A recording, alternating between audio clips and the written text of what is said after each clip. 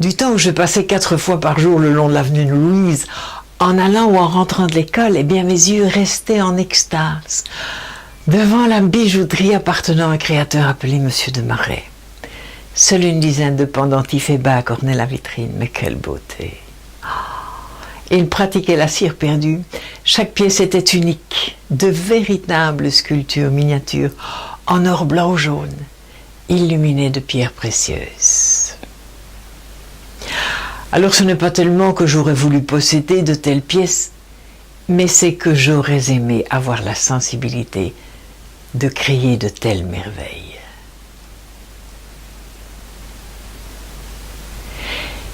Et puis, beaucoup d'années plus tard, les déchets métalliques qu'amassaient mes élèves au fond de la classe. Parmi ces déchets se trouvait une petite coulée de cuivre, dont la forme était très harmonieuse. Et cela me rappelait les bijoux de l'avenue Louise. Je me suis dit, il n'y a pas de hasard dans la vie.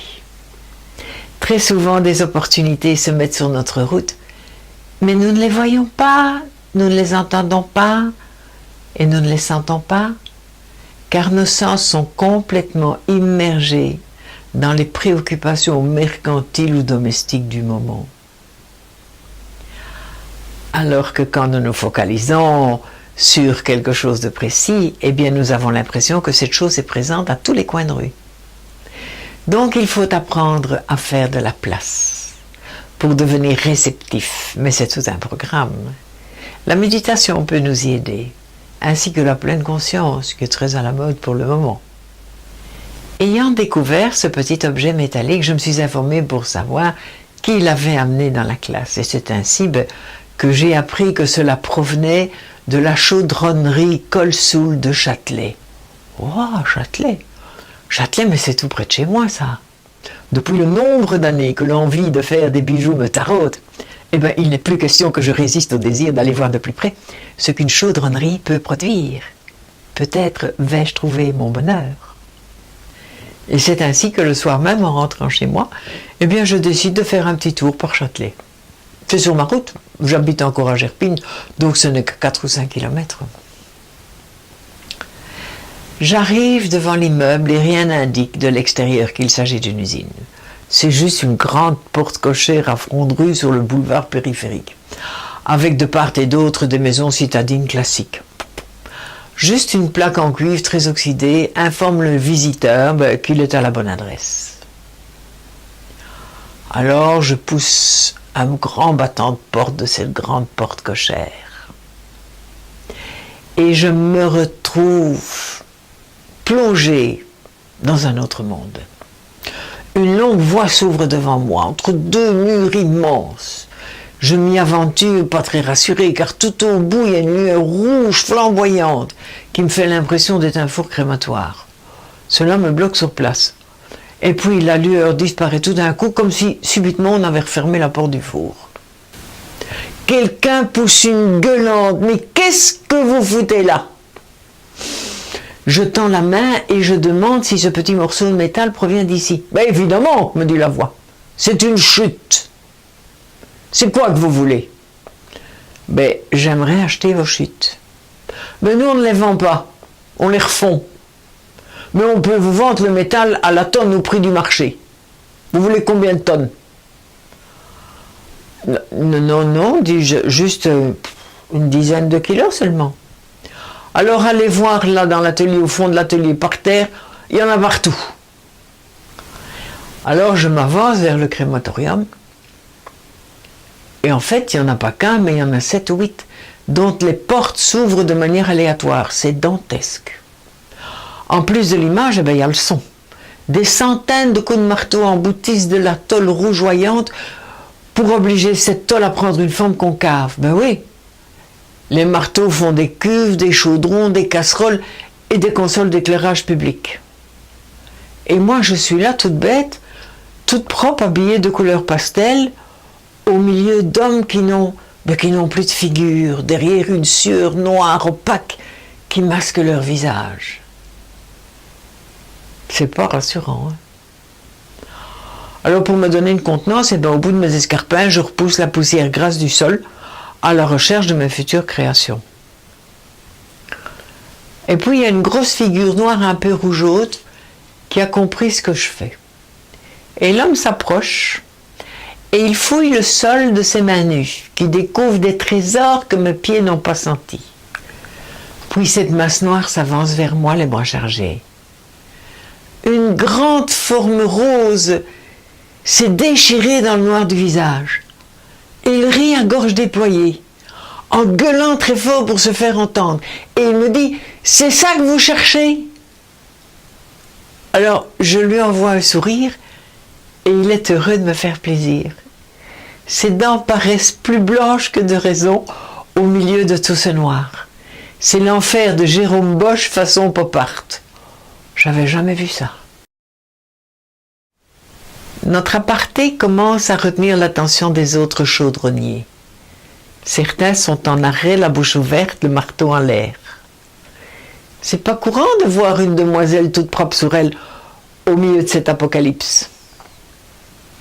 J'en vois des sourires timides et confus autour de moi, et certains lâchent le marteau pour venir aux nouvelles. Alors je ne vous dis pas. Je ne vous dis pas leur joie quand ils apprennent que j'ai l'intention de convertir leur chute en bijoux. Enfin, quelqu'un remarque la beauté de ces petites coulées qui sont nées de leur travail et de leur puissance. Ça les rend tout fiers.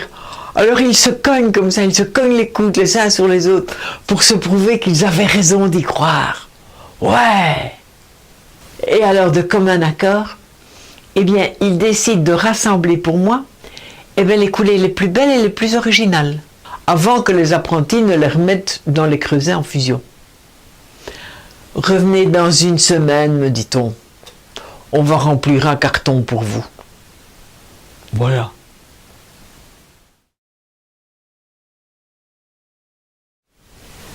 Une semaine écoulée, j'ai retraversé la longue allée qui menait à l'atelier, avec au bout de mes bras un bac de 24 bouteilles de bière.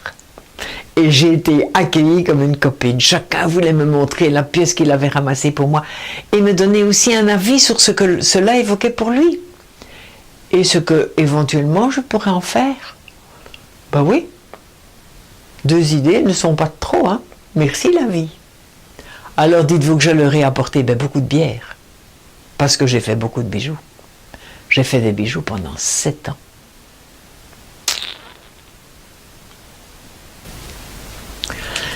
Maintenant, il faut savoir qu'avant que ces coulées brutes deviennent des bijoux, eh bien, il y a quand même beaucoup de travail. Il faut raboter, il faut réduire, équilibrer, associer plusieurs parties, trouver un système de fermeture approprié, etc., etc. Alors, eh bien, je me suis lancé dans l'apprentissage de la soudure, bien sûr. Et j'ai commencé comme tout le monde par la brasure à l'argent, ce qui est le plus facile. Mais cela n'était pas assez solide. Au moindre choc, les parties se désolidarisaient. Alors j'ai pensé à la soudure à l'acétylène. Mais les bonbonnes étaient trop imposantes et n'avaient pas droit de chiter dans mon garage. Alors j'ai découvert la soudure à l'arc avec un dard de 1000 degrés qui est créé par 2 charbons qui s'affrontent sans vraiment se toucher. Et celle-là se pratique avec un casque, avec une vitre noire, pour protéger sa vue, parce que ça crée des arcs électriques, évidemment. La puissance de l'outil permet de faire fondre les parties encombrantes de la pièce et de récupérer éventuellement le métal sous une autre forme qui parfois est intéressante. J'avais recréé une mini-ambiance de chaudronnerie au milieu de mon garage. Et ce qui m'a valu la visite des caméramans de la télévision locale et un passage sur leur chaîne dans une émission qui parlait des femmes que rien n'arrête.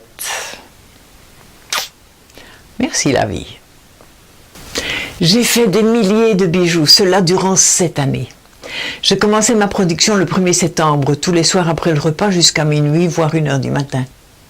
Il s'agissait d'utiliser au mieux les chutes de métal et de les associer à des pierres semi-précieuses, comme des tranches d'agate, de la tourmaline, du quartz rose, de l'améthyste, de l'œil de tigre, etc. Et une fois la mini-sculpture satisfaisante, il fallait penser à sa présentation. Sur chaîne, sur épingle, sur tour de cou flexible ou martelé, tout un programme.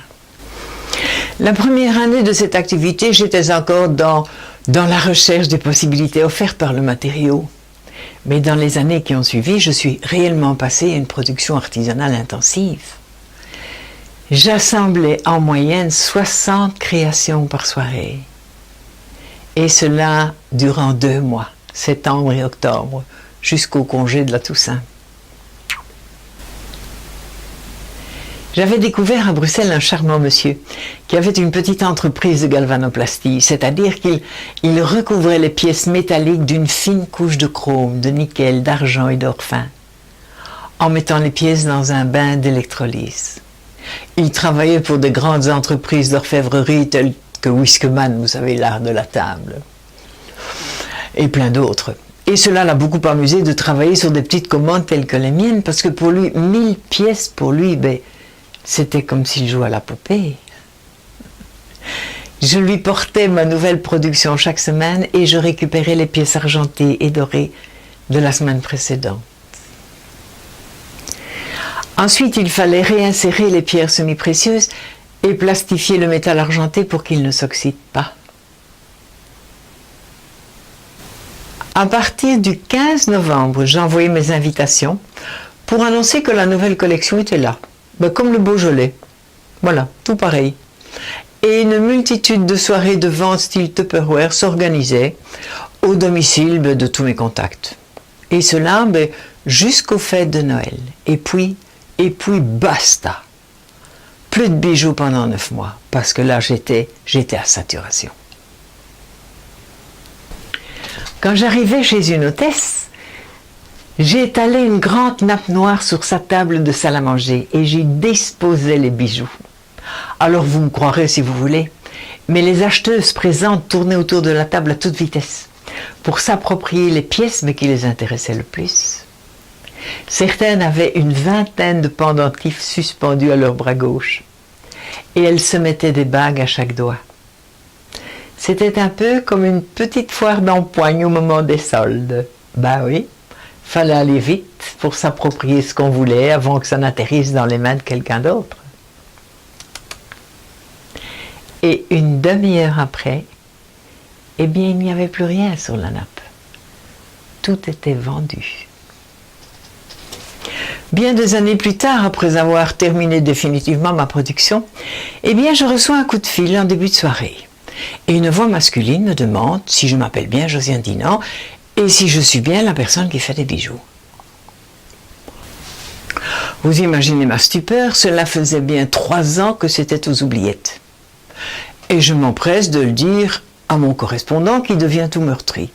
Oh, dit-il, cela fait plusieurs années que je vous cherche, madame. J'ai un jour vu vos bijoux exposés dans une vitrine et depuis, je suis devenue votre fan. Alors je lui réponds, mais que là, je n'ai plus rien à vendre. Il ne me reste que les invendus, les défectueux. Qu'à cela ne tienne, me dit-il, accepteriez-vous de me les montrer?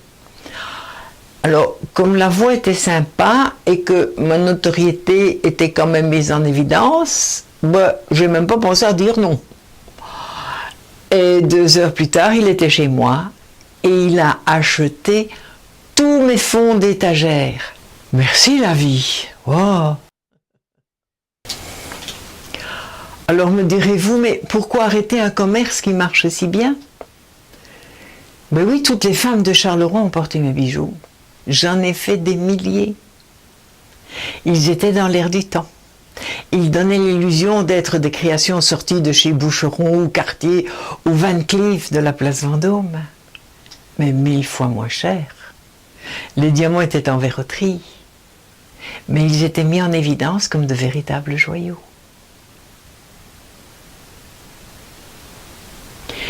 Je me rappelle m'être promenée un jour à Rome et je vois encore l'expression de la marchande de glace, de gelato, dont les yeux sont restés bloqués sur mon pendentif et qui m'a traitée d'inconsciente ou de provocatrice en osant me promener dans Rome avec cette chose à mon cou. « Mais vous allez vous faire trancher la gorge, enlevez ça, me dit-elle, mettez-le dans votre sac. » Alors j'ai souri et je lui ai dit que j'étais la créatrice de ce bijou et qu'il n'avait aucune valeur marchande. Elle m'a regardé avec des grands yeux stupéfaits Ok, dit-elle, je veux bien vous croire. Mais si on vous retrouve la gorge tranchée, vous n'aurez plus l'occasion de dire qu'il n'a aucune valeur marchande. Inutile de vous dire que j'ai aussitôt enlevé mon pendentif et que je l'ai mis dans mon sac. Et puis la mode a changé. Voilà, on a renié les formes spontanées pour mettre en évidence les formes géométriques. On entrait dans l'ère de l'esthétique scandinave, plus épurée, plus discrète, qui nécessitait un savoir-faire, mais que moi je ne connaissais pas. Alors j'ai lâché l'outil, avec résignation, et heureuse de faire ainsi place nette aux 1001 autres possibilités qui croiseraient ma route. Je voulais être prête à accueillir cela, plutôt que de m'enfermer dans une routine qui commençait déjà à me peser et qui allait me bouffer la vie. Ben ouais.